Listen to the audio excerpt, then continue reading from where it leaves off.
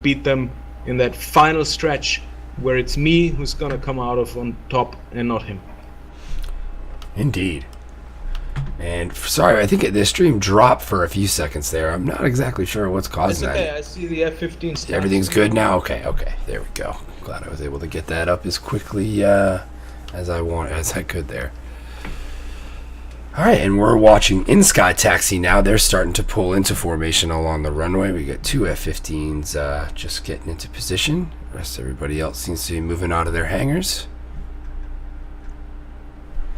And folks, we have one round left of match 1 for the day. inSKY versus 51st. It is all tied up at 1. Both teams have showed serious skills here in these first 2 matches. I think we both can agree the momentum is probably with 51st heading into this last round, as that performance where they really turned the tables in round 2 there, going from being down a man or almost down 2 men, I think, at one point, to ending up winning with 3 planes remaining. So I think we're going to see a solid match to close things out here. The loser of this match will move on to play the loser of this afternoon's match for the runner-up, as the 2 winners next week will be facing off in the SATAL Championship round. Absolutely. And it's a very important thing what you mentioned as well. Is, even if you end up outnumbered, that's not the end of your game, and that's where you must not give in psychologically. You just have to, we did a lot of aggressive PvPs where it was 104th and 51st, 14 guys against 36, and we easily won basically each time, because there was a better coordination. There was never that fear of, oh my god, we're flying against 36 people. It was just like, let's have fun. Let's do our best, and let's just bring our A game. And then if you have 36 guys who fly rather uncoordinated against you, and you fly very coordinated, those mismatches of numbers, they don't mean much in DCS, right? No, if you very end true. up 1 versus 4, you're effed in a way, for sure. Sometimes even 1 versus 2, especially if the other 2 guys know what they're doing, and so on and so on. Of course, numbers do matter to a certain extent, but they do not matter that much, and you must not let that thought get the better of you. You just gotta let go of that. You gotta make the best out of it. And somebody who proved that very brilliantly in the last round definitely was Slutcher, and Molter as well. Even the trade of Yaga was a good trade. It destabilized inSKY. So sometimes you take a hit for the team, and it's going to do some good. Sometimes the trade is not good. If you trade yourself as a good pilot against somebody who's not a very good pilot, then it's a loss for your team. So all these things kind of balance in, but I think we're up here for a very, very nice third round of this very interesting match. And I think the further we go, the more interesting it becomes. No doubt about it. And I think you made some solid points in there with what you were just describing. I think what we need to see here out of inSKY coming into this, I think, they are we know what they're going to do. They're going to come out in that 3 abreast, 3 behind covering, and I think they need to do a little bit better job of not allowing that initial push that we saw out of 51st in that last one. They need to do some things to maybe not allow that break in the wall there, that gap to be created as 51st did so well in round 2. So I think if they can do whatever they can to maybe show a little bit more aggression out the gate, it may make that push hard for 51st to make. So we will see here, though. It looks like everybody is ready, and we should be taking off here shortly. And it does look like 51st is leaving.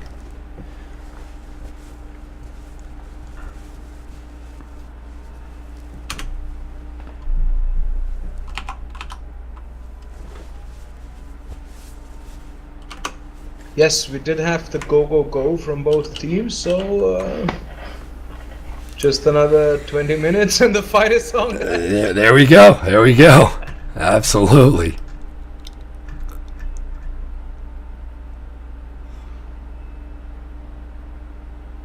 I will excuse myself just for 1 minute, guys. I'm sorry, I need to grab a glass of water and I was oblivious to prepare one before. My apologies, I'll be right back. No worries. We'll keep you covered.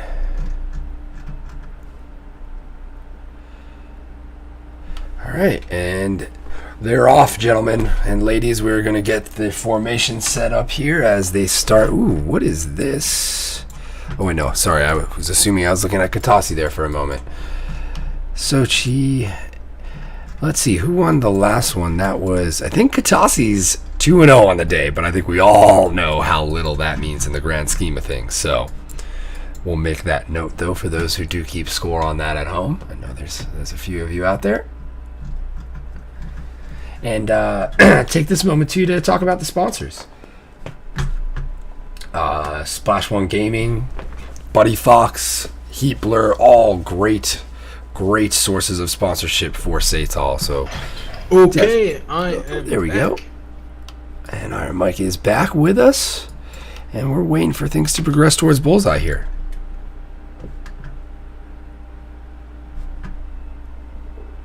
And I need to catch up on some of the follows and whatnot. So let me go ahead and take a moment and do that. Mobius, thank you for the follow. See if I can't grab a few of these here as we move up through. Osarisa 15, thank you for the follow. Welcome. Patriot, also, thank you. Welcome.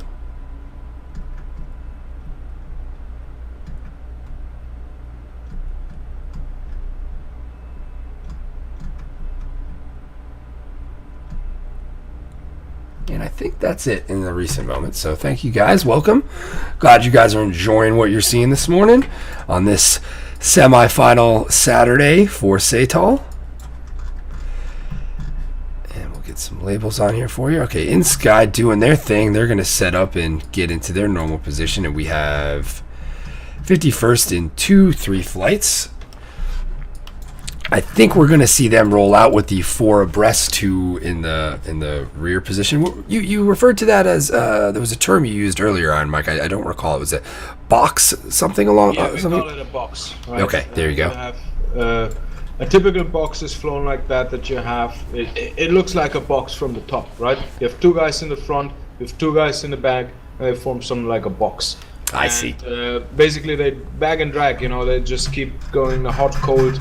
Rotunda, I mean, 2 guys are hot, 2 guys are cold. When the front guys go cold, the back guys go hot.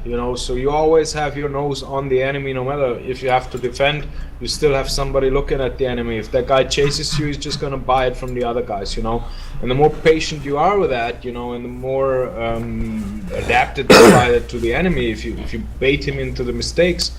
I mean, the 51st was very strong always with the boxes, and I remember, back in the days they were also very good at that patient game because they waited until you came into the box in a manner so you got kill fixated on the first 2 guys, you keep chasing them, the other guys in the back just come and grab you, and you're done. And that's basically the purpose of the box, and that's what both teams have been trying here a little bit. In 2 different manners, but breaking a box of course is easy if you can make the first 2 guys go cold defensive and in succession make the second 2 guys go defensive as well. Then you've broken the box, and then you've won the upper hand, and then the other guys have a really big problem. So you got to be very good in boxing, especially the 2 guys who are the fallback guys. If they mess up, it's not big help for the other guys. You have 4 guys being I'm just talking of a 4-ship box now, yeah. But the other, all guys are defensive, and that pressure we've been talking about before is gone, right? So boxes can be good for guys who put on pressure at the wrong time as well, right? If you apply pressure at a moment where, like I said, you get kill fixated on the first 2 ship. And they get baited by those guys into the kill shot of the 2 fallback guys in the box, then you have that's then a little bit like Aikido, Yep. In Aikido it's like that. You don't hit the guy, you let him hit you, and before he basically touches you, you step aside, and he's just gonna fall on his nose, right? You basically abuse the momentum of the other guy in order to hurt himself, right? Indeed. That's Aikido, and a box has a similar meaning like that, right? It is meant to make the other guy hurt himself by his own stupid actions. No. That's in short what a box is.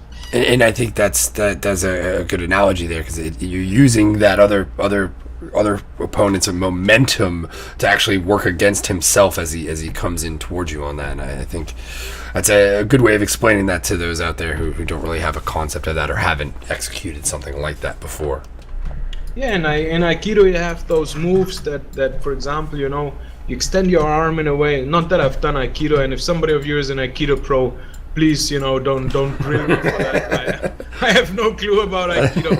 I had a very good teacher in school who was a black belt in Aikido, and he told me a lot of that stuff. And you know, it's like you extend your arm so that the other guy thinks he can grab it, and you just pull it off at the right moment, and it's put in a position so that when he grabs it, he's gonna fall, right? You just trick him into these things, and that's exactly what you try to do with a box. You know, you extend the arm. Basically, you make yourself look as if you're killable, then you run away, and the other guy is already waiting when your opponent is like, oh, I'm gonna kill him, and he totally forgot there's another one, and he kills him, you know. I can speak for myself, having walked into a few of those boxes in my time, where you cross that point where you realize what you've just walked into, and that you have that moment of realization where I'm about to get killed from a direction I can't see right now, because I'm too focused on trying to kill this guy, and I dove way too deep into where I am right now. And I think for a lot of guys who are just getting into DCS, that is such a difficult concept to master, of knowing when to hold them and knowing when to fold them and when to go all in on it. You know, I think it's a gray area, and it takes a lot of experience of getting into that situation and going, oh shit, I pushed too far, and getting blown up, and having that, you know, that lesson gets taught in the moment there. Well, I need to be a little bit more cautious about what the situation may seem like it looks like, because it's not always what it is. Yeah, and I mean, countering, you know, it's like you can box a box as well, you know.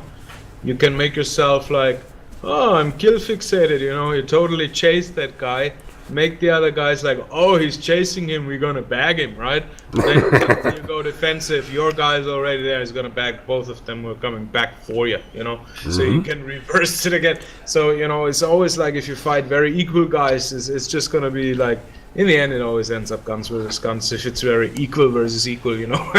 Because you will just counter the tactic with the counter tactic with the counter tactic, yada yada yada. Yeah. And the loop goes on. And speaking of, here we go, Yaga with a 27 ER out, the first shot of round 3, match 1 here on the day. And that looks Yaga no. Indeed, right? And he looks like he's putting that on 5-5-2. This four plane wall moving towards the 3-plane wall of inSKY right now definitely seems to be poised to push as hard and as fast as they can, although Yaga now seems to be going defensive. And see, here's the same mistake from 8-1, 8-2-1, right? An aim 7 and then immediately defensive. This aim 7 is worthless, guys. If you do not support a semi-active missile with your radar, the other guy's not even gonna get a missile warning, you know. Yep. And all you need is the missile warning. You don't need a missile to be close. You don't need a missile to hit. You want the guy. And here's the thing, guys. Okay, no matter who, no matter how long he flies, no matter how good he is, everybody reacts to a missile warning in some way. Yep. And that's when we come to the next meta meaning of all of that. Is like, who's gonna make you play his game, or are you going to make him play your game?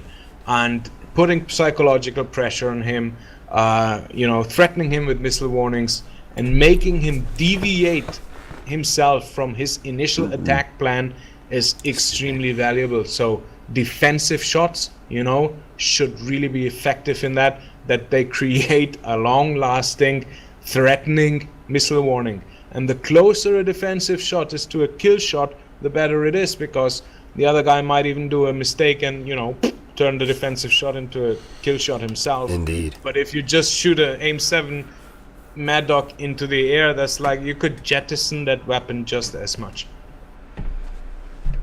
Interesting. So we have right now, it looks like inSKY trying to regroup here, and the same can probably be said for 51st. They're looking to get their formation back in line.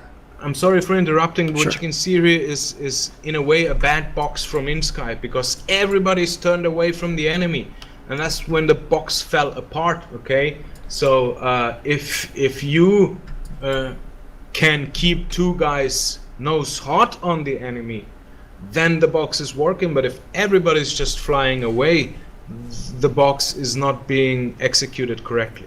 And to a degree, it seems like 51st may have taken notice of that, because they are now pushing 6 hot planes towards the inSKY group, and then 552 now putting on an aim 9 on Moltar. That certainly is not going to do what he wants it to.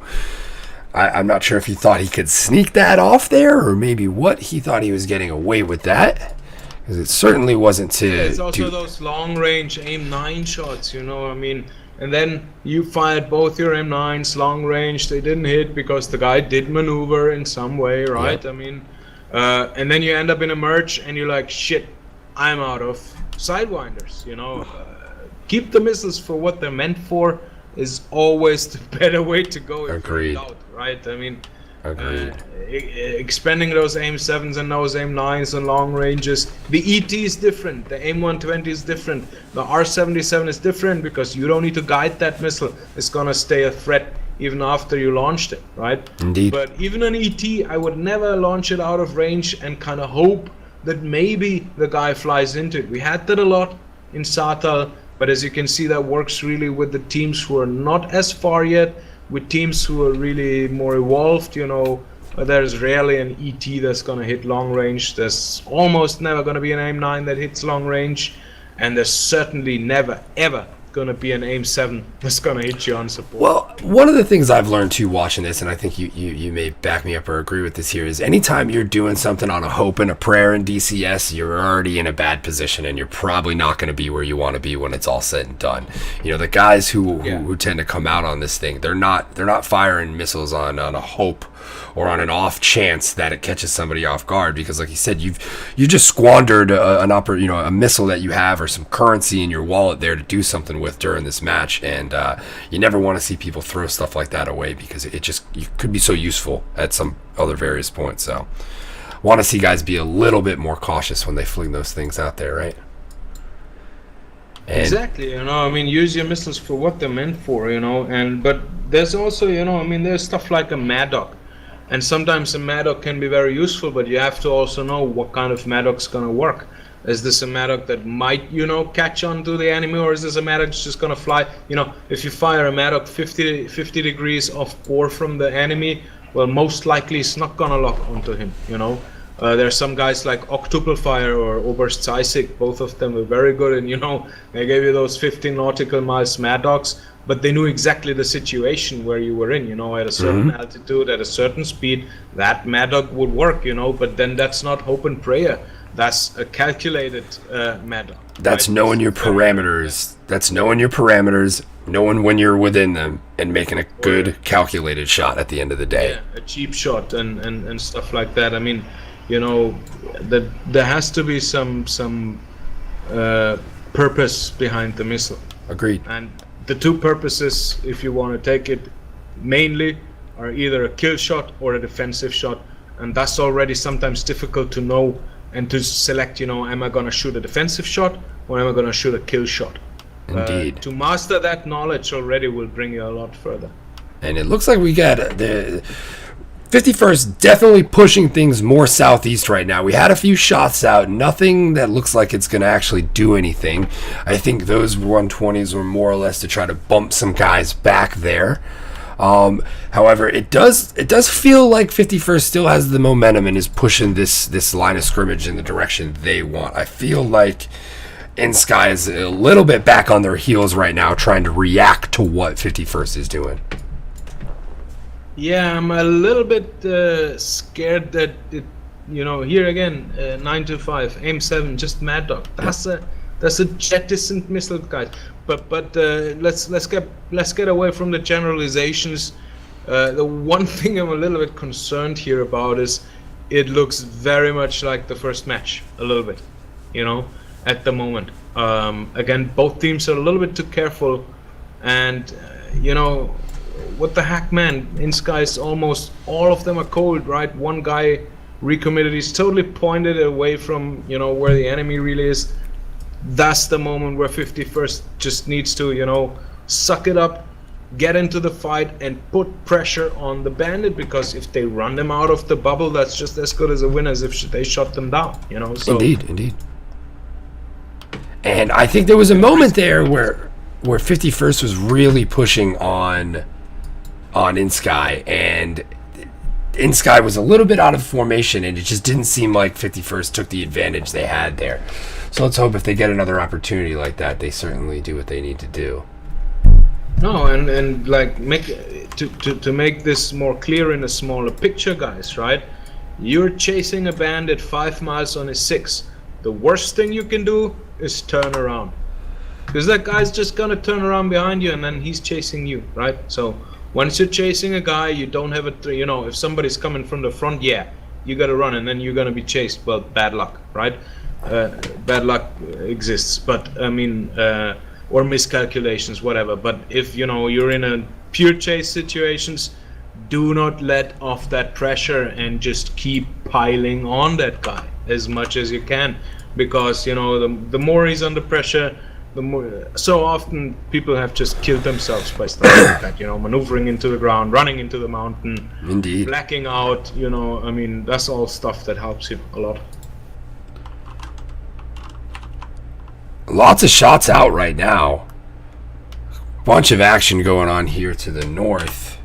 Here's a kill shot from Slutcher, but 1155, I think, is it? Ooh, Like the numbers almost. a little bit. Looks like he may have split-assed himself out of that one in the nick of time. I mean, this is not. Yaga might be in trouble here, although it looks like he just evaded that one. I think I switched a little quick there. That's not a pejorative comment towards inSKY, but I'd much prefer they call themselves A, B, C, D, E. It's certainly. 3, 2, 1, and 1, 6, 3, and so on. It certainly makes our jobs here a little bit more difficult to keep track of that. No doubt about that. I've certainly mixed those guys up a few times. And speaking of which, 1821 now, putting on a 120 in an engagement with Frosty, but it looks like he's going to get out of there in time. He's certainly dumping those flares right now in an effort to defeat that, I think, ET missile that came out of there. That's definitely now getting a little bit into the mix, but we have Malta here in a little bit of a bad position, but he's making it out of it. Yeah. Indeed, he's outrunning that R27ER, no But doubt. you can see now 163 is keeping on that pressure, and that's a good thing to do. It's crucial now what will happen between Yaga and 552. Both missiles hit the mountain. Yep. Yaga needs to help Malta in the north now. In the south, what we have is basically, again, a spread. We have 4 inSKY guys now. As you see, the tables have turned a little bit. Yaga and 552 are missing each other. They're within 3 kilometers, but I think Yaga catched on, so I think he got a GCI. Yeah, here we go. 2 shots out from Yaga. Off, and that's gonna hit. No, it did not hit. He's still with him, though. He's still on him tight. We're watching now. It's 3rd shot out. There's another 73. Oh, and they trade. That was very bad luck for Yaga. But 552 is now under huge pressure from Malta and Frosty. And 163, unfortunately, no, that was a desync again. They traded. Unfortunately, It looked like they missed. But I don't know what 163 is. He's in trouble. In the north. Moltar smells blood. You can see it. Yeah. He isolated him. I think he lost him in the mountains. Malta must have been low in those valleys there. 1821 trying to keep Frosty away from 163 as 163 now moves in on Moltar 6 with a decent gap of about 4 miles here. Does Frosty see this 120? He has to. And it looks like he has He certainly does, and he's down low in the valley, as Yep. I can see. You can see he's following the river. And now Moltar, here we go. We got ourselves one hell of a circle here. And Malta did the same mistake that 163 did. You know, he let off of him and he lost it, right? And now here comes an aim 9 on Molter, which it looks like it may have hit the mountain, although no. Let's take a little look what's happening here on the western front. We have 2 inSKY guys. Oh wow, there's a lot of missiles out. 51st. And here's a merge. 2 guys merged. Oh. Molter is down. Unfortunately, Frosty is merged with 1821 and 163, but he could capitalize on that. He's got a long aim 120 from 115, but he just needs to put pressure on those 2 guys now. That's the most important thing. And if he manages to stay on both guys' 6s, he can get out of that. And it looks like Frosty just took someone. Frosty now with another shot out on. Oh man, kill. Frosty doing some work over there right now. He's still in 163, still in this right now. Slutcher down here engaging with 1823 and 1925. We'll try to keep an eye on that. Right now, folks, it is 4 aside for inSKY, 4 aside for 51st. We are all tied up here, folks. Somebody's winning this and going to the championship, folks. It's getting close here. Let's see who's going to pull this out. We're going back on Frosty right now as he maneuvers low and through the valley. He's got 163 and 1155 chasing him. 925, however, dumps one out on Slutcher. I think he's going to get away from it. We have 51st outnumbering inSKY towards the coast. Slutcher might be in trouble. Nope, he evades, and now Frosty's got one on him. This could be bad. But Frosty got killed. I don't know if he went into the mountain or if it was a missile, but it was a missile. I mean, he ended up really isolated from his team. That's also a moment where you need to know, I have to get back to my 1823 is in trouble. Is he going to get away?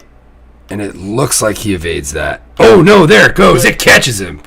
Yeah, but now Slutcher really has to make that. That was really, really daring from Slutcher, but you can see important and sticking it out, fighting it out, not firing the ER and just going cold.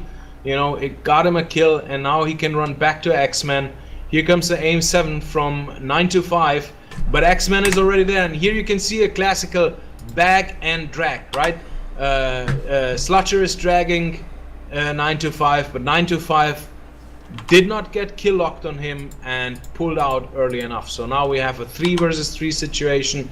The field is leveled again, so we're back to square one basically. 3 versus 3 here, and we're gonna see who has how many missiles left, who has how much fuel left, and who's gonna be able to put pressure on Technetinium.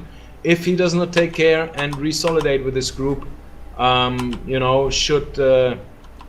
should get in trouble here by 115 and 163. I'm gonna point out X-Men, however, reacted to that, so GCI seems to be working nicely, updating X-Men on the incoming 2 ship in the north, while he's again, not making the mistake to chase down 925 at this point. He wasn't in a kill position, so this is not the moment where you put pressure on. Where you put pressure on is really when you're sure you can kill the guy. But if he breaks off the entire formation and Technetinium gets isolated and Slutcher catches it either, this could end badly for 51st. But X-Men's capitalizing on that. Here comes the 73 shot 2 times on inSKY. He just has to defend that aim 9. And the first 73 got vectored into the ground. And not a lot of missiles left for inSKY. Went through their birds. They are certainly working with far less ammunition right now than 51st is, which could very well play a factor into this. We did see a lot of... Absolutely. We were commenting earlier in the match on how it seemed like inSKY was wasting more missiles than 51st was, and I think that might end up coming back to bite them here now, as I don't think there's 4 missiles between the 3 of them. The one thing that's important is that, Slutcher is coming back into the game. That's very good. See, that aim 7 for some reason did lock onto him because I saw him defend it, and that's also something, you need to read when a missile is defended so you can recommit. The 51st now needs to play together. inSKY is a little bit more pulled apart. which can or cannot be into their favor. We get a long shot here from Technitinium, and I hope it's not on X-Men.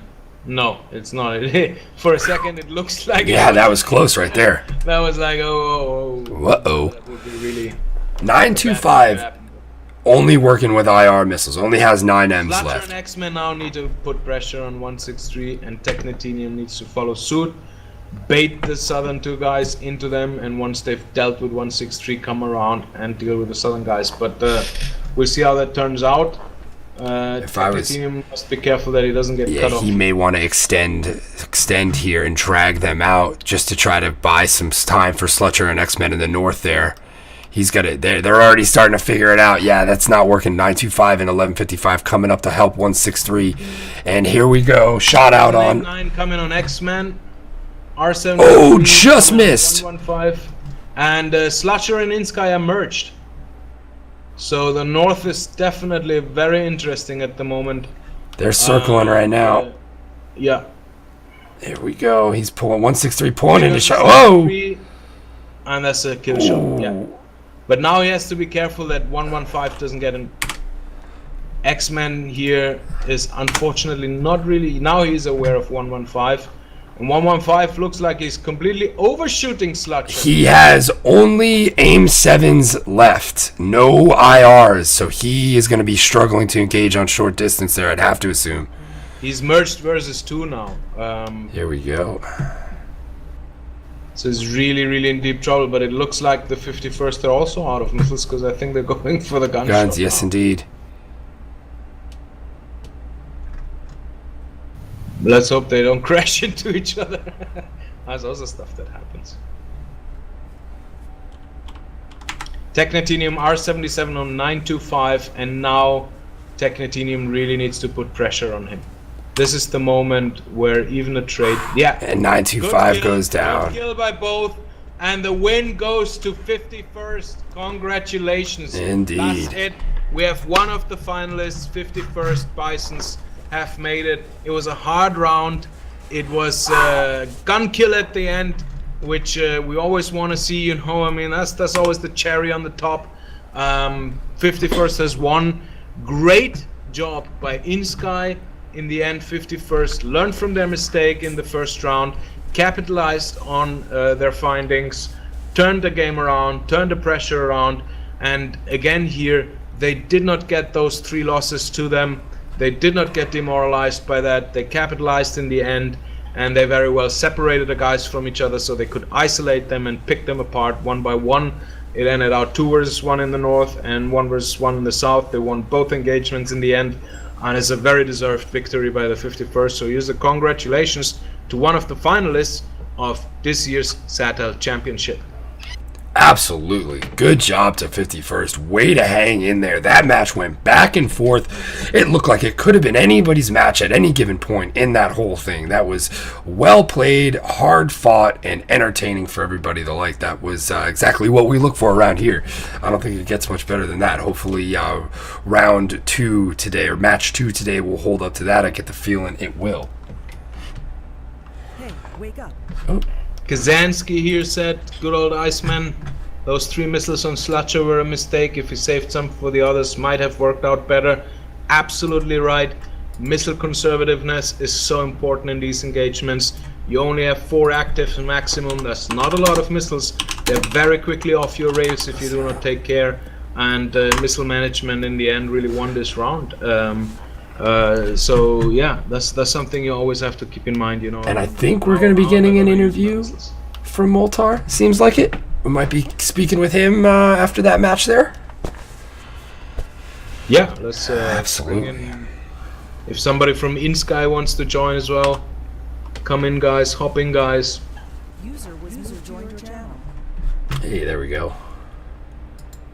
Hello. How we doing, Moltar? That was a hard-fought battle right there, my friend. Well, primary guy is going to be Rage. I'm just along for the ride, getting ready to come back in for streaming. So Rage is your man. Hey. Excellent. Hey, Rage, how you doing? Hey, Rage. How's it going, buddy? Yeah, good. That was a tough match. It was a tough match, but first of all, congratulations. I mean, you guys turned it around brilliantly. We talked a lot about this. In my opinion, you were way too passive in the first round, but I think you really, you saw that mistake and you turned it around. You put on the pressure on the guys when it was needed. You did not get demoralized by the losses that you had that were a little bit unfortunate at times, but you really turned the rudder around, and I think it is a very deserved win. I also still want to congratulate inSKY for a very well fought match and making it tough for you guys. But it was a really pleasure to see, how you guys turned the tables and regressed from that passiveness and put it back to aggressiveness. Am I right with this? Yeah, we'd watched inSKY obviously fly their previous matches, and I think this is something that a lot of the Chinese teams do. Is that they take 3 tanks, they play a very passive game, and it worked against RVE because they had missiles at the end, they had a lot of fuel at the end, and then they pushed aggressive. So we tried something new in the first round. We thought, well, we could try and save fuel, save missiles, but what happened was when they turned aggressive, we were in the mountains, and it made it hard for us to sort, and when they could just put a lot. They turned aggressive us in the mountains, and we lost our picture, and it didn't end well. So we thought in the second and third rounds we'd just put a little bit more pressure in the beginning, push them out of their comfort zone, try and get them as close to the bubble, if not out of the bubble, as much as possible, and just generally play our normal game, which is not too aggressive, but just aggressive enough to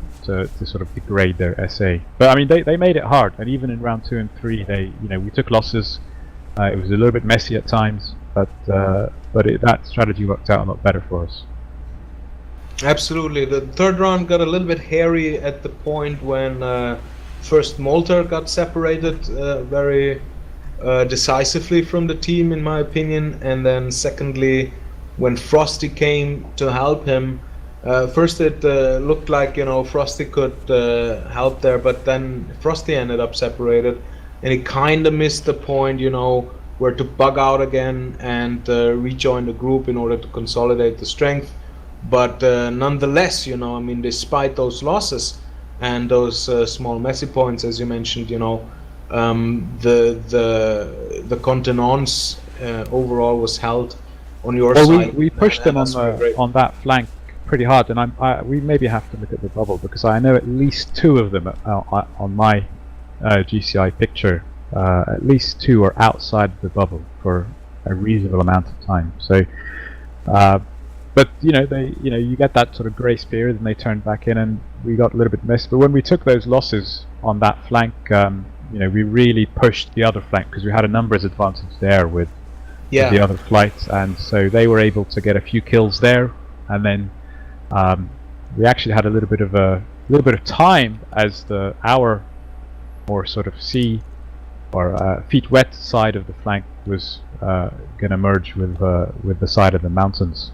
So yeah, it worked out in the end, but it was tough, definitely. What do you think about Slutcher in round 2? I mean, he was a complete game changer in my opinion. He did, yeah. I mean, he got in between them, and there are times when you have to rely on somebody's. It can't all go to plan, and sometimes you have to rely on the individual skill of a pilot to make it happen. And Slutcher definitely made it happen there. And he had support. He had support from Moltar and I think X-Men. I'm not sure. But he was able to make it count when we needed him to. Yeah. And the other guys did their job as well. They were spiking them. They were keeping their attention while. It was not ideal for us to have Slutcher separate like that, but once he did, we could capitalize on it. So. Yeah. That's a good mention. With all that we talked about, that's another aspect of the whole thing, guys. Locking a bandit. That's also and that's what I said. The difference between passively trying to wear out your enemy or actively trying to wear out the enemy, and I think there was a big difference between round 1 and round 2 and 3.